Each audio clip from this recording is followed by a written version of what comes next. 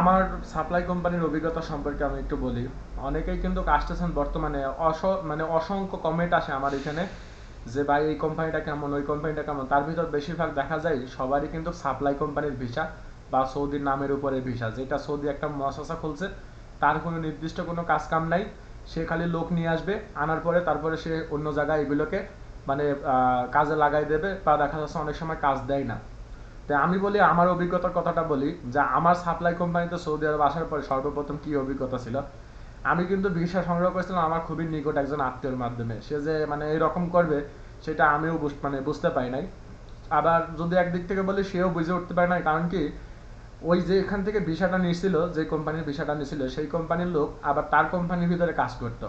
আবার দালাল কিন্তু থাকতো, যে দালালের ভিসাটা দিছিল, মানে যার কাছ থেকে ভিসাটা কিনছিল, সে কিন্তু থাকতো আবার তার রুমের ভিতর, মানে তার রুমমেট ছিল। কিন্তু তারপরেও আমি যে কত বড় মানে ধরাটা খাইছি সৌদি আরব আসার পরে, সেটাই আমি বলি। আমার অভিজ্ঞতাটা যদি একটু বলি, আমি কিন্তু সৌদি আরব আসছিলাম, যখন আসি তখন কিন্তু আমার কোম্পানিটা ছিল হচ্ছে সম্পূর্ণ সাপ্লাই বেস কোম্পানি। এটা কিন্তু আমি জানতাম না। কিন্তু আমাকে বলা হয়েছিল যে আমাকে কাজ দেবে হচ্ছে ইউসিআইসি কোম্পানির ভিতরে, মানে এটা একটা কার্টুনের কোম্পানি ছিল। পরবর্তীতে যখন আসার পরে আমাকে কিন্তু এয়ারপোর্টে রিসিভ করতে আমার কফিল বা আমার কোম্পানির কোনো লোক আসছিল না। আমাকে যে আনছিল সেই কিন্তু আমাকে রিসিভ করতে আসছিল। আসার পরে সে আমাকে রিসিভ করে নেওয়ার পরে তার কোম্পানির ভিতরে একজন এক রাত রাখছিল। রাখার পরে পরবর্তীতে যে দালাল আনছিল, যে দালালের কাছ থেকে ভিসাটা কিনছে, সেই দালালের ভাইয়ের কাছে রেখে আসছিল। সেটা ছিল রিয়াদের। পরবর্তীতে ওইখানে 3 দিন থাকার পরে পরবর্তীতে সে যে দালালটা ভিসা দিছিল, সেই দালাল আরও একজন দেশ থেকে আসছিল। তাকে সাথে করে নিয়ে আমাদের দুইজনকে ওই যাদের যে কোম্পানি, মানে আমাদের যে কফিল, তার অফিসে নিয়ে যাওয়ার পরে দেখি অফিসের ভিতরেই একটা রুম, ওইখানে অফিস রুম, ওইখানে থাকার জায়গা।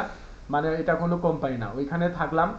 প্রথম অবস্থায় খাবারের কোনো টাকা দেয় না, কোনো কিছু দেয় না, নিজের সাথে করে যা আনছিলাম ওই খরচ করতেছি। আর দালালে যাওয়ার সময় মনে করেন যে খাওয়াই দাওয়াই দিয়ে গেছে, 1 বোতল পানি কিনে দিয়ে গেছে। হ্যাঁ, 15 লিটারের 1 বোতল পানি কিনে দিয়েছে, এই মনে করেন চলতেছে। যেহেতু নতুন অবস্থায়, ভাষা জানি না, সৌদির সাথে কথা বলতে পারতেছি না, বারবার আমার লোককে ফোন করতেছি বা দালালকে ফোন করতেছি। দালাল আবার আমার লোক একই সাথে মনে করেন একই রুমের ভিতর থাকতো, একই কোম্পানিতে কাজ করে একই রুমের ভিতর থাকতো। বারবার তাদেরকে ফোন করতাম। তারা দেন কফিলকে ফোন করতো যে খাবারের টাকা দে, কফিল বলতো দাঁড়া সবুর কর, দিচ্ছি। এই করে করে কিন্তু 10-15 দিন পার করে ফেলছিলাম। পরবর্তীতে মেডিকেল করাইলো, আকামা বের করে দিল 6 মাসের। 6 মাসের আকামা বের করে দিল। দেওয়ার পরে আমাদেরকে কাজ দিল হচ্ছে মানে সৌদি নিয়ে গেল। সৌদি আমাদের ডাইকে বলছে যে তোদের বেতন কয় টাকা তোরা কি জানিস? আমি বলতেছি যে না, আমরা তো জানি না। আমাদের তো বলছে, আনার সময় বলছে যে 1500 টাকা বেতন। কয় না না, এটা হচ্ছে মিথ্যা কথা। 1500 টাকা বেতন না, তোদের বেতন হচ্ছে 800 রিয়াল। তো যখন 800 রিয়াল বেতনের কথা শুনলাম, তখন হিসাব করলাম যে 800 রিয়ালে খাবো কি, দেশে পাঠাইবো কি, বা নিজে যে টাকা খরচ করে আসছে এই টাকা উঠাবো কবে? পরবর্তীতে আমাদের মানে অনেক মানে জোরাজোরি করার পরে দালালের সাথে, তারপর আমার লোকজনের সাথে কথাবার্তা বলার পরে 1000 রিয়াল করলো। 1000 রিয়াল করার পরে আমাদেরকে পাঠালো একটা হচ্ছে সুপার শপে কাজে, এটা হচ্ছে কন্ট্যাক্ট নিল। তবে আমাদের সৌদি বা আমাদের ওই কোম্পানি, এই সাপ্লাই কোম্পানিটা এতটা মজবুত ছিল না। 1 টাকার জন্য কন্ট্যাক্ট সাইডে দেয়, মানে একটা টাকার জন্য। ওরা মনে হয় চুক্তি করছিল ঘন্টা মনে হয় আপনার 15 টাকা। আর কোম্পানি মানে দিতে চাইছিল হচ্ছে 13 টাকা কি 14 টাকা এরকম দিতে চাইছিল, যার জন্য আমাদের কফিল কন্ট্রাক্টটা সাইডে দেয়। সুপার শপে আমাদের আজকে দিয়ে আসে, সকালবেলা কাজে দিয়ে আসে, আমরা সবাই সকালে কাজে লাগি। বিকালবেলা শুনি আমাদের কন্ট্রাক্ট চলে গেছে, মানে কাজ নাই। সর্বপ্রথম সৌদি আরব আসার পর ওই সময় একটা বড় ধাক্কা খাইলাম, যেহেতু সাপ্লাই কোম্পানি। পরবর্তীতে আবার অফিসে রাখলো, খাবার নাই, কোনো কিছু নাই। একসাথে আরও এইখানে সব থেকে মজার ব্যাপার হচ্ছে, এইখানে একজনকে আনছিল, তার বাড়ি ছিল ফরিদপুর। তার আপন ভাইতে আনছিল, সেও সাপ্লাই কোম্পানির। আবার দালালের ভাই যে ছিল, দালালের 3টা ভাই, সেও আনছে এই সাপ্লাই কোম্পানিতে আমাদের সাথে একই সাথে। এখন কারোর সাথে তো কেউ গ্যামজাম করতে পারে না, যেহেতু সৌদি আরবে আইন কানুন খুবই কড়া। আর এখানে একটা সময়ের কথা বলছে, তাই আমরাও একটু ধৈর্য ধরেছিলাম যে দেখি কি অবস্থা কি হয়।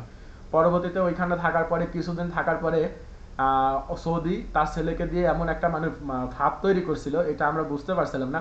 আমাদের বলছে যে তোদের একটা কাজের ব্যবস্থা হয়ে গেছে, তাড়াতাড়ি রেডি হ। মানে দুপুরে খাবার খাবো ওই সময়। পরবর্তীতে সৌদি 2টা গাড়ি দিয়ে আমাদেরকে নিয়ে চলে যায় মরুভূমির ভিতরে। মরুভূমির ভিতরে নেওয়া যাওয়ার পরে সন্ধ্যার সময় সেইখানে সাইডে দেয়, পাসপোর্ট ব্যাগ ট্যাগ দিয়ে সব সাইডে দেয়, বলে এইখানে দাঁড়া, কোম্পানি আসে তোদেরকে নিয়ে যাবে। পরবর্তীতে আমরা 1-1.5 ঘন্টা যাওয়ার পরে পরবর্তীতে আমরা বুঝতে পারি যে আসলে এটা, তখন কিন্তু সন্ধ্যা লেগে গেছিলো, আমরা বুঝতে পারি না রিয়াদের ভিতর যেহেতু নতুন। পরবর্তীতে আমরা বুঝতে পারি যে এটা হচ্ছে, এখন যেটা জানি যে ওইটা ছিল রিয়াদের রুমা। এখন পরবর্তীতে বুঝতে পারি যে আমাদেরকে সৌদি এইখানে নামাই দিয়ে গেছে, মানে ওর দরকার নাই। পরবর্তীতে ওইখানে থাকার পরে পরে ওইখানে এক রাত পার করি মরুভূমিতে। তারপরে ওইখান থেকে আমাদের যার যার আত্মীয় স্বজন ছিল, মনে করেন যে যে যেমনি পারছে যোগাযোগ করে চলে গেছে। আমি আমার একজনের মাধ্যমে জেদ্দাতে চলে যাই, ওইখানে বেশ কাজের ব্যবস্থা করি। পরবর্তীতে আমার কফিল আবার আবার একটা কন্ট্যাক্ট নাই ওইখানে, কিন্তু আমি একটা খুবই ভালো কাজ পাইছিলাম জেদ্দাতে। ওইখানে আমার কাফালা হবে, আকামা হবে, সৌদির সাথে কথাবার্তা হয়েছে, দোকানে কাজ পাইছিলাম মোয়াসেফের। অনেকেই জানেন সৌদি আরবে প্রথম অবস্থায় আসলে কিন্তু মোয়াসেফের কাজ পাওয়া যায় না, অর্থাৎ ক্যাশিয়ারের যে কাজটা এটা পাওয়া যায় না, আমি কিন্তু পাইছিলাম। পরবর্তীতে আবার সৌদি যোগাযোগ করে আমাদেরকে জেদ্দাতে দেন আর একটা কন্ট্যাক্ট নিয়ে দিল, বলে এই কন্ট্যাক্টটা ভালো। পরে ওইখানে যাওয়ার পরে খানা ভালো না, থাকার জায়গা ভালো না, 2 মাস কাজ করার পরে কোনো বেতনই দেয় না। আমি আমার সৌদির কাছে হিসাবে 6 মাসে আমি আমার সৌদির কাছে 12,000 রিয়াল পাবো, আমাকে একটা টাকাও দিই নাই। পরবর্তীতে আমি চলে আসি, দেন এখন যে কোম্পানিতে কাজ করি, পরবর্তীতে আমি একজনের মাধ্যমে এই কোম্পানিতে ঢুকে যাই। এইখানেই অপেক্ষা করি। পরবর্তীতে আমার কফিল অনেকবার ফোন করে, আমি বলি যে না, তোর কাজ করতাম না, যেহেতু তোর কাছে আমার টাকা জমা আছে, ওই টাকা যদি দিস তাইলে আমি তোর কোম্পানিতে যাইতাম, যদি না দিস আমি যাইতাম না। আমি সোজা একদম ওর সাথে স্ট্রেট কাট কথা বলছিলাম। পরবর্তীতে বলে যে আমি কোনো টাকা পয়সা দিতে পারতাম না। আমি বললাম তুই যদি টাকা না দিস তাহলে আমি তোকে পরকালে ধরবো। ও বলে আমি পরকাল টরকাল কোনো বিশ্বাস করি না। তো বর্তমান সৌদি আরবের এই অবস্থা যে পরকাল ওরা বিশ্বাস করে না। পরবর্তীতে এই কোম্পানিতে কাজ করে আমাকে টার্মিনেট করে দেয়, আমাকে খরচ লাগাই দিতে পারি নাই, আমাকে টার্মিনেট করে দেয়। পরবর্তীতে এই কোম্পানিতে কাজ করতেছিলাম, ওইভাবেই অপেক্ষা করছিলাম। পরবর্তীতে একটা সুযোগ পাই, পরবর্তীতে এই কোম্পানিও দেখে যে ওর ধৈর্য আছে, ধৈর্য ধরে আমাদের এখানে আসে অনেকদিন। পরবর্তীতে এই কোম্পানি আমার আকামাটা বানাই দেয়, বা কোম্পানি এখন এই কোম্পানির আন্ডারে কাজ করি। তা আমার সাপ্লাই কোম্পানিতে যে অভিজ্ঞতাটা আমি পাইছি সেটা হচ্ছে যে এখন যারা নতুন আসতেছেন বেশিরভাগ লোকের সাথে এরকমই হয়ে থাকে। আজকে একজন কমেন্ট করছে, ভাই আমাকে আনছে, আনার পরে 3 মাস কাজ করাইছে, এখন কোম্পানি থেকে বের করে দিয়েছে। পেশাটা ছিল সাপ্লাই কোম্পানির, পেশাটা ছিল লোড আনলোডের। আমার কিন্তু প্রথম পেশা ছিল হচ্ছে রুফ ক্লিনার। আর আমি যেহেতু কাজ জানতাম, যার জন্য সৌদি আরবে আমাকে খুব একটা কষ্ট করা লাগে নাই, লেখাপড়া জানতাম, কাজ জানতাম, যার জন্য খুব একটা কষ্ট করা লাগে নাই। তবে আমার সাপ্লাই কোম্পানির অভিজ্ঞতা থেকে আমি বলি, যারা সাপ্লাইতে আসেন আমাদের সাথে জেদ্দাতে কিন্তু ওই যেখানে কন্ট্রাক্টটা নিয়ে দিয়েছিল ওইখানে কিন্তু আরো অনেকগুলো সাপ্লাই ছিল, তাদেরও একই অবস্থা। অনেকে চাচাতে পাঠাইছে, অনেকের গ্রামের দালালে পাঠাইছে, কিন্তু ইকামা নাই, কাজ নাই, খানা নাই, থাকার জায়গা নাই, কোনো কিছুই নাই। এক কথায় সব কিছু মিলাইয়ে ঝামেলা সাপ্লাই কোম্পানি।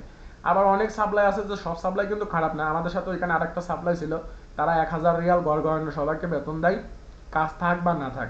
আর আমাদের এই সাপ্লাইগুলো ছিল সৌদির নামের সাপ্লাই, মানে এই কাজ থাকলে টাকা দিবে, না থাকলে নাই। তাইলে এইভাবে আপনার কিভাবে চলে? দেখা যাচ্ছে এক জায়গায় কন্ট্রাক্ট নিয়েছে, 2 মাস কাজ করলেন, দেখা যাচ্ছে 2,000-3,000 রিয়াল ইনকাম করলেন, 2 মাস আবার বসে খাওয়া লাগলো, তাহলে আপনার টাকা দেশে যাবে কিভাবে?